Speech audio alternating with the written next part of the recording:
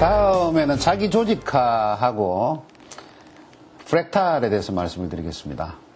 자기 조직화의 가장 전형적인 모습이 기러기 날아가는 겁니다. 기러기 날아가는 모습을 저희들은 안행형, 기러기 안자에 날아갈 행자에서 안행형, 플라잉 기즈 스타일이라고 이제 이야기를 하는 건데요. 이런 갈지자의 모습이죠. 이 생물학자들이 기러기를 관찰하고 나서 아주 재미난 사실을 몇 가지를 발견을 했는데요. 그 첫 번째가 혼자 날아갈 때보다 이런 식으로 떼지어서 날아가면 같은 시간에 70%를 더 날아간다는 거죠. 혼자 만일에 동일한 시간에 100km를 간다 그러면 이런 식으로 기러기 떼를 지어서 날아가면 170km를 날아간다는 겁니다. 그다음 두 번째가요. 이 기러기 떼 안에는 대장 기러기, 선두 기러기가 없다는 겁니다. 제일 앞장서는 기러기는 그 기러기 떼에서 가장 힘이 센 기러기가 앞장을 씁니다. 그리고 날개짓을 하고 날아가면 그 다음 기러기는 선두 기러기 날개 뒤에서 보텍스가 생기는 거죠. 공기저항이 없는 부분에 위치를 한다는 거죠. 그 다음에요. 뒤에 있는 기러기는 꽉꽉 울어줍니다. 아마 여러분들 긍호라는 책 보셨는지 모르겠습니다만 그 책을 보면 이 뒤에 기러기들이 울어주는 이유가 두 가지죠. 첫 번째 하나는 내 위치가 바로 여기 있다. 이게 선두의 기러기가 뒤를 돌아보지 않게 하는 게 첫 번째고요. 그 다음 두 번째는 앞 기러기가 바람을 막아주니까 힘내라 라고 응원해 준다는 거죠. 그 다음에요. 이런 식으로 기러기가 날아가다가 한두 마리가 다쳐서 쓰러진다. 그러면 꼭 몇 마리가 남습니다. 남아서 그 기러기 떼를 돌봐주죠. 그래서 이 떨어진 기러기가 다시 힘을 찾고 다른 기러기 떼에 합류할 때까지 돌봐주다가 같이 힘을 모아서 날아간다는 거거든요. 제가 방금 말씀드린 바와 같이 이렇게 아주 기묘한 모습이 생기는데요. 갈지자형으로. 많은 학자들이 고민을 한 거죠.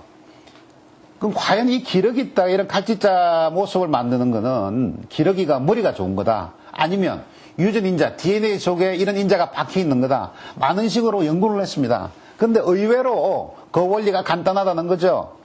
그 당시 가장 힘센 기러기가 선두에 서고 날개짓을 하고 보텍스가 생기면 그 보텍스 위치에 다음 기러기가 서고 또 그 다음 기러기가 서고 하다 보니까 이렇게 갈지자 모습이 생긴다는 겁니다. 그래서 이런 복잡기론에서는 이런 갈지자 모습이 생기는 원형을 저희들은 프랙탈이라고 이야기를 합니다. 이 프랙탈이라는 거는 이 맨델브로라는 수학자가 발견을 한 건데요.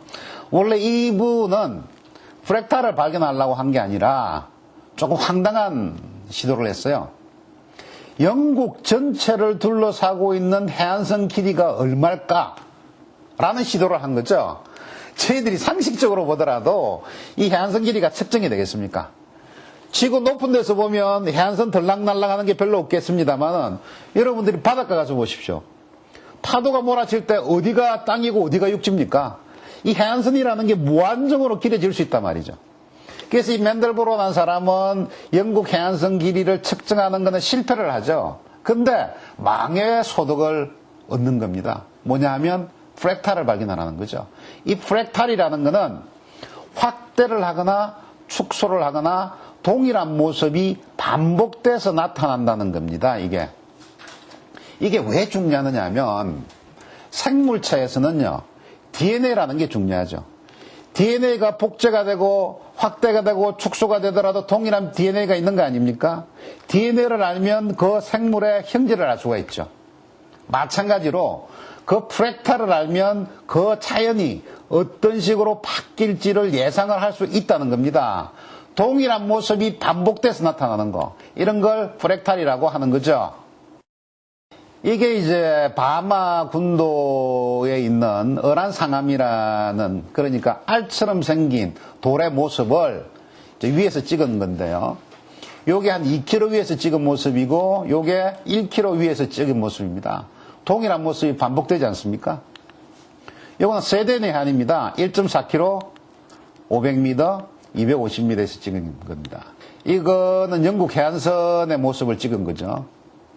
점점 확대를 하더라도 동일한 모습이 계속 반복되고 있습니다. 1, Run two. Check me out right here, yo. Yo, the sun don't shine forever, but as long as it's here, then we might as well shine together. Better now than never, business before pleasure. P. Diddy and the fam, who you know do it better. Yeah, right, no matter what. 이거는 과학자들이 인터넷 속에서 프랙탈을 임의로 만든 거고요. 그래서 저희들이 이런 프랙탈이라는 개념이 없었을 때는 지구상에 프랙탈이 그렇게 많은지 몰랐습니다. 근데 알고 보니까 이것처럼 이렇게 많은 물건들이 다 프랙탈의 모습을 하고 있는 거죠. 가장 전형적인 프랙탈이 여러분들 몸속에 있는 폐, 속에 있는 폐포, 헛박과리입니다. 헛박과리가 이런 모습으로 생겼는데요. 여러분들이 식사하실 때 드시는 브루크리 모습하고 비슷하게 생겼죠. 이 폐포라는 게 사람의 몸에서 공기와 접촉을 해서 산소를 흡수하는 부분인데요. 이 헛박과리를 다리미로 달여서 평평하게 펴면 요 넓이가 테니스 코트 넓이만큼 나옵니다. 그러니까 여러분들은 이 순간에도 테니스 코트 넓이만한 면적에서 공기를 호흡을 하고 계신다는 거죠. 가장 작은 부피로 가장 넓은 면적을 만들 수 있는 모습이 바로 이 프랙탈의 모습입니다.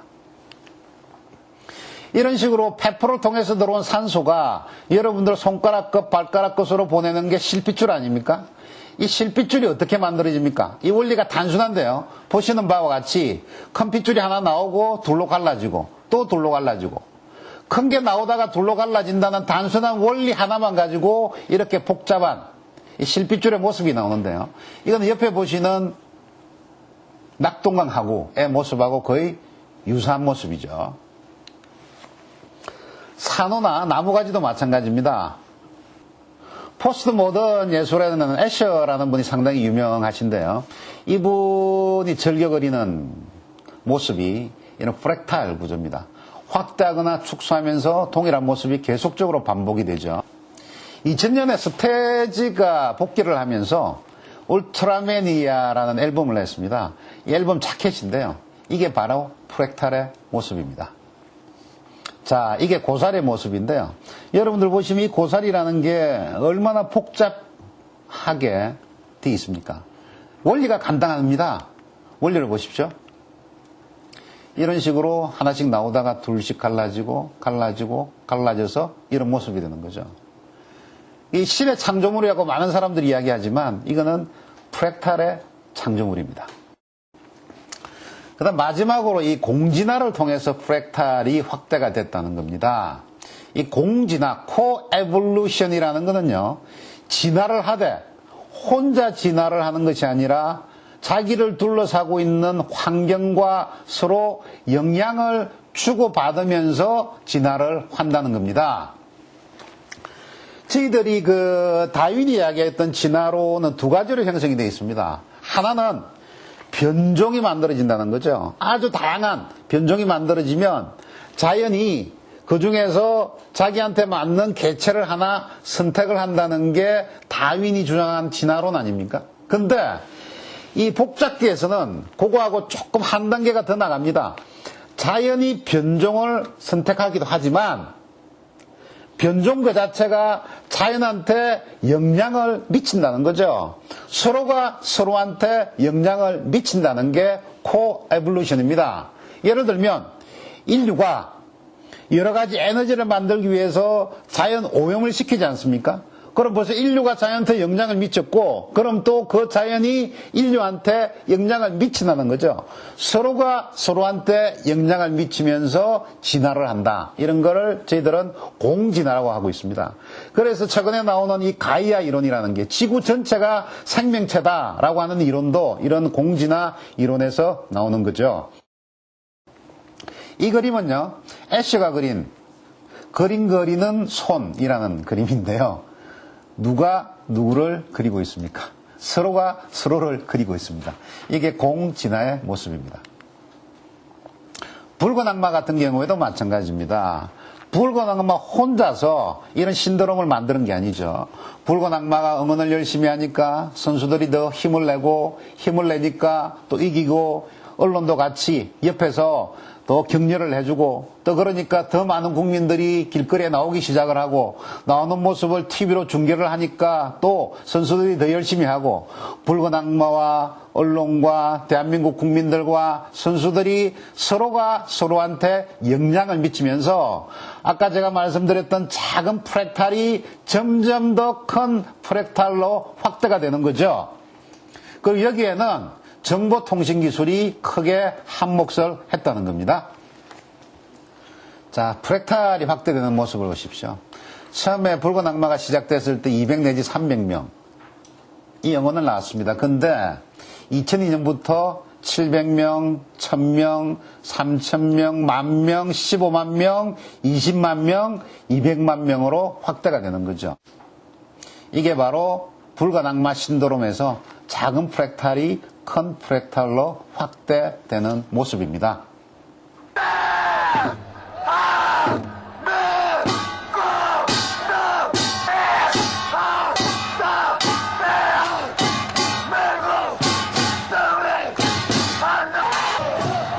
승리를 부르는 포효와도 같은 외침, 대한민국.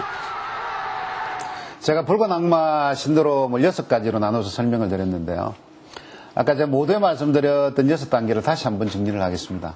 아마 처음에는 상당히 좀 골치 아픈 이야기였을지 모르겠는데 제가 아마 다시 말씀을 드리면 어느 정도 이해가 되셨을지 모르겠습니다. 먼저 첫 번째, 그 당시에 대한민국은 혼돈의 가장자리에 빠져 있었다.